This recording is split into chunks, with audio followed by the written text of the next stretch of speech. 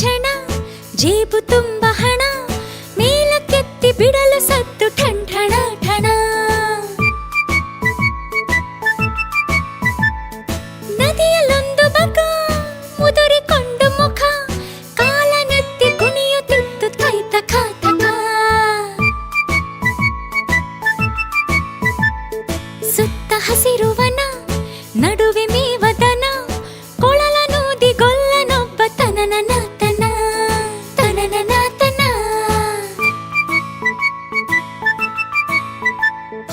ಝಣ ಝಣ ಝಣ ಜೇಬು ತುಂಬ ಹಣ ಮೇಲಕ್ಕೆತ್ತಿ ಬಿಡಲು ಸತ್ತು ಠಣ ಠಣ.